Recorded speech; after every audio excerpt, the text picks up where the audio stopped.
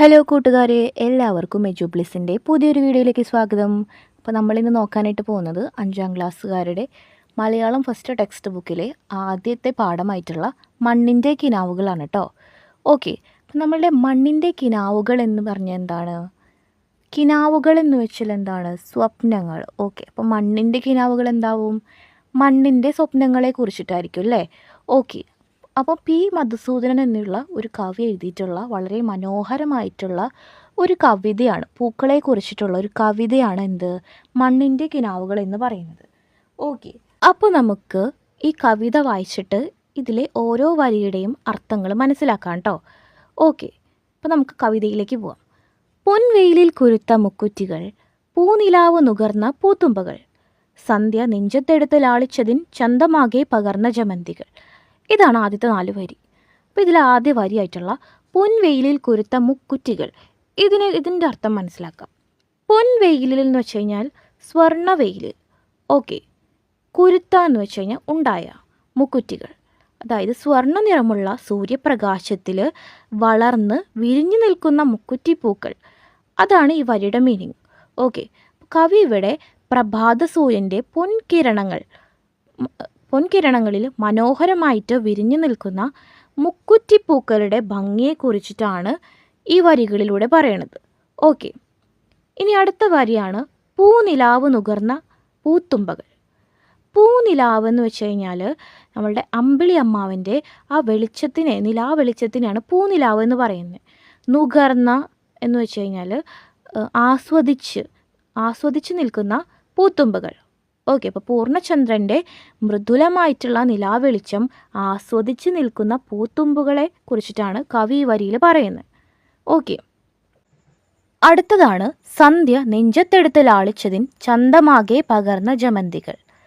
അതായത് ഇതിൽ കവി പറയണത് എന്താണെന്ന് വെച്ച് കഴിഞ്ഞാൽ, സന്ധ്യ ജമന്തിപ്പൂവിനെ തൻ്റെ നെഞ്ചോട് ചേർത്ത് ലാളിക്കുകയും അതിൻ്റെ മനോഹരമായിട്ടുള്ള നിറങ്ങൾ ജമന്തിപ്പൂവിന് നൽകുകയും ചെയ്യുന്നു എന്നാണ് ഇതിൽ പറയുന്നത്, ഈ വരിയിൽ പറയുന്നത്. അതായത് നിങ്ങളൊന്ന് ആലോചിച്ച് നോക്കൂ, നമ്മുടെ സന്ധ്യാസമയത്ത് ആകാശത്തിൽ എന്ത് കളറാണ് നമുക്ക് കാണാനായിട്ട് പറ്റുക? ഒരു മഞ്ഞ, ഓറഞ്ച് അങ്ങനത്തെ ഒരു കളർ കാണാൻ പറ്റില്ലേ? അപ്പോൾ ഇതുപോലത്തെ കളർ തന്നെയാണ് നമ്മുടെ ജമന്തി പൂക്കൾക്കും.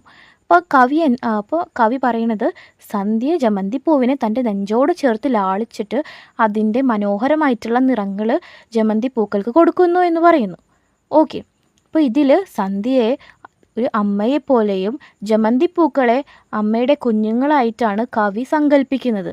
അമ്മമാരെ കുഞ്ഞുങ്ങളെ നെഞ്ചത്തെടുത്ത് ലാളിച്ച് സ്നേഹം ഒക്കെ കൊടുക്കില്ലേ, അതുപോലെയാണ് സന്ധ്യ ജമന്തിപ്പൂക്കളെ നെഞ്ചോട് ചേർത്ത് ലാളിച്ച് തൻ്റെ നിറങ്ങൾ കൊടുക്കുന്നു എന്നാണ് കവി പറയുന്നത്.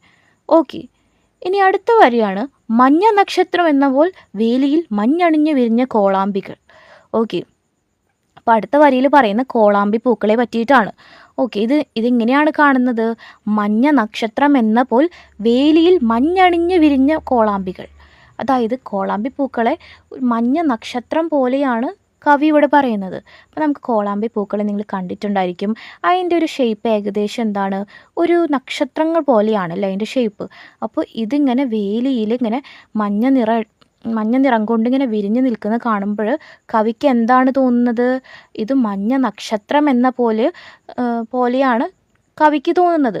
ഓക്കെ, അപ്പോൾ ദൂരെ നിന്ന് ഈ ഇങ്ങനെ വേലിയിൽ ഇങ്ങനെ മഞ്ഞ കളറിൽ ഇങ്ങനെ വിരിഞ്ഞു നിൽക്കുന്ന ഈ കോളാമ്പി പൂക്കളെ കാണുമ്പോൾ ശരിക്കും എന്താണ്? ആകാശത്ത് ഇങ്ങനെ വിരിഞ്ഞു നിൽക്കുന്ന മഞ്ഞ നക്ഷത്രങ്ങളെ പോലെയാണ് എന്നൊരർത്ഥം കൂടി ഇതിനുണ്ട്. ഓക്കെ, അപ്പോൾ ഇതിൽ കവി എന്താ വേലിയെ ആകാശമായിട്ടും കോളാമ്പിപ്പൂക്കളെ ആകാശത്തിൽ ഉണ്ടായി നിൽക്കുന്ന മഞ്ഞ നക്ഷത്രങ്ങളെ പോലെയായിട്ട് കവി ഇവിടെ സങ്കല്പിക്കുന്നുണ്ട്. ഓക്കെ, അടുത്തതാണ് കാറ്റിലേക്ക് സുഗന്ധം എല്ലായ്പ്പോഴും ചേറ്റി നിൽക്കും പനിനീർ മലരുകൾ. പനിനീർ മലരുകൾ എന്ന് വെച്ച് കഴിഞ്ഞാൽ റോസാപ്പൂക്കൾ എന്നാണ് കേട്ടോ അർത്ഥം. ഇനി ചേറ്റി നിൽക്കുക എന്ന് വെച്ച് കഴിഞ്ഞാൽ ഇങ്ങനെ ചൊരിയുക എന്നൊക്കെയാണ് കേട്ടോ മീനിങ്. ഓക്കെ, കാറ്റിലേക്ക് സുഗന്ധം എല്ലായ്പ്പോഴും ചേറ്റി നിൽക്കും പനിനീർ മലരുകൾ എന്ന് വെച്ച് കഴിഞ്ഞാൽ പനിനീർ മലരുകൾക്ക്, അതായത് റോസാപ്പൂക്കൾക്ക് നല്ല സുഗന്ധമുണ്ട്. ഓക്കെ, അപ്പോൾ അവരെന്ത് ചെയ്യും? അതെപ്പോഴും എന്താണ്? കാറ്റിലൂടെ എന്താണ്? ചുറ്റുമുള്ള സ്ഥലങ്ങളിലേക്കൊക്കെ എന്താണ്? അത് പടരും. ഓക്കെ, അതാണ് ഇവിടെ കവി പറയുന്നത്. അപ്പോൾ പനിനീർ പൂക്കൾ എന്താണ് തങ്ങളുടെ സുഗന്ധം സ്വയം എന്താണ് അവർ സൂക്ഷിച്ചു വെക്കാണ്ട് ബാക്കിയുള്ള എല്ലാവർക്കും എന്താണ് കാറ്റിലൂടെ അത് പകർന്നു കൊടുക്കുന്നു എന്നാണ് കവി ഇവിടെ പറയുന്നത്. ഓക്കെ, രാത്രി പെറ്റ കുരുക്കുത്തി മുല്ലകൾ എന്ന് വെച്ച് കഴിഞ്ഞാൽ മുല്ലപ്പൂക്കളെ കുറിച്ചിട്ടാണ് കവി ഈ ഒരു വരിയിൽ പറയുന്നത്. ഓക്കെ, അപ്പം മുല്ലപ്പൂക്കൾ സാധാരണയായിട്ട് എപ്പോഴാണ് വിരിയുന്നത്? രാത്രി സമയങ്ങളിലാണ് കേട്ടോ ഈ മുല്ലപ്പൂക്കൾ വിരിയണത്. അപ്പോൾ ഈ സമയത്ത് എന്താണ് നല്ല മുല്ലപ്പൂവിൻ്റെ മണമൊക്കെ എന്താണ് ചുറ്റിലും ഉണ്ടാവും കേട്ടോ. അപ്പോൾ ഈ വരിയിൽ കവി പറയുന്നത് ഇങ്ങനെ രാത്രിയിൽ ആ ഒരു ഇരുട്ടിൽ ഭയങ്കര മനോഹരമായിട്ടാണ് ഈ മുല്ലപ്പൂക്കളെ കാണാനായിട്ട് സാധിക്കുക. രാത്രിയിൽ എന്താണ് അത് തിളങ്ങി നിൽക്കുന്നത് പോലെ നമുക്ക് തോന്നും. അപ്പോൾ അതുകൊണ്ട് കവി എന്താണ് പറയുന്നത്? രാത്രിയാണ് ഈ മുല്ലപ്പൂക്കളെ പ്രസവിച്ചതെന്ന്. അപ്പോൾ യഥാർത്ഥത്തിൽ എന്താണ് രാത്രി പൂക്കളെ പ്രസവിക്കുന്നുണ്ടോ? ഇല്ല, പക്ഷേ രാത്രി സമയത്താണ് ഇവ വിരിയുന്നത്. അതുകൊണ്ട് കവി കുറച്ച് ഭംഗിയായിട്ട് എന്താ പറയുന്നത്? രാത്രിയാണ് കുരുക്കുത്തി മുല്ലകളെ പ്രസവിക്കുന്നു എന്ന് കവി പറയുന്നത്. ഓക്കെ, അപ്പോൾ ഇതിൽ കവി രാത്രിയെ ഒരു അമ്മയായിട്ടും അതുപോലെ മുല്ലപ്പൂക്കളെ ആ ഒരു രാത്രിയുടെ കുഞ്ഞുങ്ങളായിട്ടാണ് കവി ഇവിടെ സങ്കല്പിക്കുന്നത്. ഓക്കെ, അടുത്ത വരിയാണ് രാജമുദ്രയണിഞ്ഞ ചെന്താരുകൾ. ഓക്കെ, ചെന്താരുകൾ എന്ന് വെച്ച് കഴിഞ്ഞാൽ കൃഷ്ണകിരീടം പൂക്കളെയാണ് കേട്ടോ ചെന്താരുകൾ എന്ന് പറയുന്നത്. അപ്പോൾ ഈ ഒരു ചെന്താരുകളുടെ ആ ഒരു ഷേപ്പ് എന്ന് വെച്ച് കഴിഞ്ഞാൽ ഒരു കിരീടം പോലെയാണല്ലേ. അപ്പോൾ ഇത് കാണുമ്പോൾ കവി എന്താണ് പറയുന്നത്? ഈ ചെന്താരുകൾ രാജമുദ്ര അണിഞ്ഞതുപോലെയാണെന്ന് പറയുന്നത്. അതായത് രാജാവിൻ്റെ മുദ്രയാണ് കിരീടം എന്ന് പറയുന്നത്. അപ്പോൾ ഇത് ഒരു കിരീടം അണിഞ്ഞതുപോലെയാണ് ചെന്താരുകളെ കാണാനെന്നാണ് കവി ഈ വരിയിൽ പറയുന്നത്. ഓക്കെ, അടുത്ത വരിയാണ് ഭൂമി ചാർത്തിയ കുങ്കുമപ്പൊട്ടുപോൽ തൂമയേറിയിടും വാടാമലരുകൾ. ഓക്കെ, അപ്പോൾ തൂമ എന്ന് വെച്ച് കഴിഞ്ഞാൽ ഭംഗി എന്നാണ് കേട്ടോ മീനിങ്. അപ്പോൾ ഭൂമി ചാർത്തിയ കുങ്കുമപ്പൊട്ട് പോലെയാണ് തൂമയേറിയിടും വാടാമലരുകൾ എന്ന് പറയുന്നത് കവി. ഈ ഒരു വരിയിൽ വാടാമല്ലി പൂക്കളെ കുറിച്ചിട്ടാണ് പറയുന്നത്. അപ്പം ഇതിൻ്റെ മീനിങ് നോക്കുകയാണെങ്കിൽ നമ്മളുടെ അമ്മമാരൊക്കെ നെറ്റിയിൽ സിന്ദൂരം തൊടുമല്ലേ, കുങ്കുമപ്പൊട്ട് ഇടും. അപ്പോൾ ഇതിടുമ്പോൾ എന്താണ് അവർ കാണാനായിട്ട് നല്ല ഭംഗിയുണ്ടായിരിക്കും അല്ലേ. അതുപോലെയാണ് ഭൂമിയുടെ മേൽ വിരിഞ്ഞു നിൽക്കുന്ന വാടാമല്ലിപ്പൂക്കൾ. അപ്പോൾ ഇവ കാണുമ്പോൾ കവിക്ക് എന്താണ് തോന്നുന്നത്? ഈ വാടാമല്ലിപ്പൂക്കളെ കാണുമ്പം ഭൂമി ചാർത്തിയിട്ടുള്ള കുങ്കുമപ്പൊട്ട് പോലെ, ഭൂമി നെറ്റിയിൽ ചാർത്തിയിട്ടുള്ള കുങ്കുമപ്പൊട്ട് പോലെയാണ് വാടാമല്ലിപ്പൂക്കളെ കാണുമ്പോൾ കവിക്ക് തോന്നുന്നത്. ഓക്കെ, അപ്പോൾ ഇതിൽ കവി ഭൂമിയെ ഒരു സ്ത്രീയുടെ മുഖമായിട്ടും അതുപോലെ വാടാമല്ലിപ്പൂവിനെ ആ സ്ത്രീ ചാർത്തിയിട്ടുള്ള കുങ്കുമപ്പൊട്ട് ആയിട്ടാണ് കവി ഇവിടെ സങ്കല്പിക്കുന്നത്. ഓക്കെ, ഇനി അടുത്ത വരി നോക്കാം കേട്ടോ. പൂക്കൾ എത്രയോ പൂക്കളി ഭൂമി തൻ മക്കളായി പിറക്കുന്നു നിത്യവും.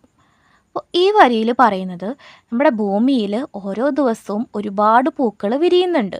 ഓക്കെ, ഒരുപാട് പൂക്കൾ വിരിയുന്നുണ്ട്, അതുപോലെ തന്നെ ഒരുപാട് പൂക്കൾ വാടിപ്പോകുന്നുണ്ട്. അപ്പോൾ ഇത് കവി ഇവിടെ പറയുന്നത് നമ്മളുടെ ഭൂമിയുടെ മക്കളായിട്ട് ഒരുപാട് പൂക്കൾ പിറക്കുന്നുണ്ട് എന്നാണ്. ഭൂമിയെ ഇവിടെ ഒരു അമ്മയായിട്ടും പൂക്കളെ അവളുടെ മക്കളായിട്ടുമാണ് കവി ഇവിടെ സങ്കല്പിക്കുന്നത്. ഒരു അമ്മയ്ക്ക് മക്കൾ ജനിക്കുന്നത് പോലെയാണ് ഭൂമിയിൽ ഓരോ ദിവസവും പുതിയ പുതിയ പൂക്കൾ ജനിച്ചുകൊണ്ടിരിക്കുന്നത് എന്നാണ് കവി പറയുന്നത്. ഓക്കെ, നീലവാനം മിഴികളിലുള്ളവർ, നീർക്കണങ്ങളാൽ മാല ചാർത്തുന്നവർ, ഏത് ചൂടിലും വാടാതെ നിൽപ്പവർ, ഏതിരുട്ടിലും മന്ദഹസിപ്പവർ.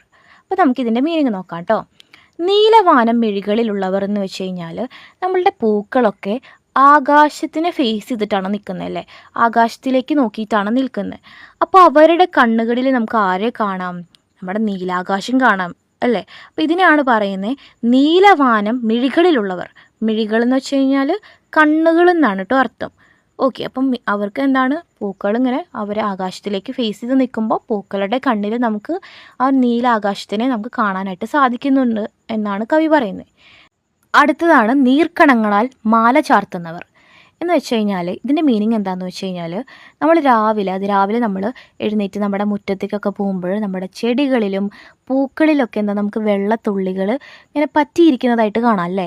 അപ്പോൾ ഇതിനെ കവി എന്തുമായിട്ടാണ് പറയുന്നത്? ആ ഒരു വെള്ളത്തുള്ളികളെ കവി പറയുന്നത് നീർക്കണങ്ങളാൽ മാല ചാർത്തുന്നവർ, മാല പോലെയായിട്ടാണ് കവി ഇവിടെ സങ്കല്പിക്കുന്നത്.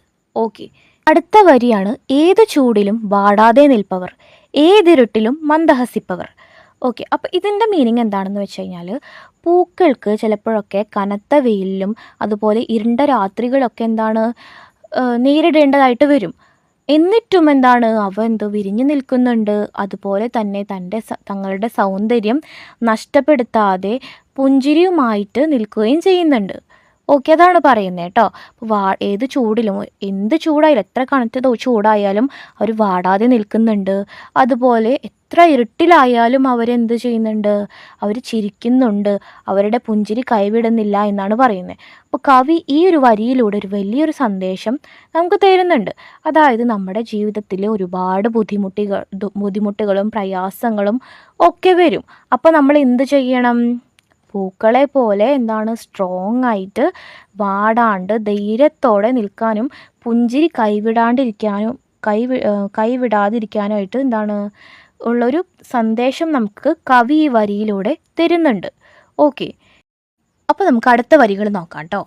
പൂക്കൾ മണ്ണിൻ്റെ ഓമൽ കിനാവുകൾ, പൂക്കൾ ജീവൻ്റെ പ്രേമപ്രതീക്ഷകൾ.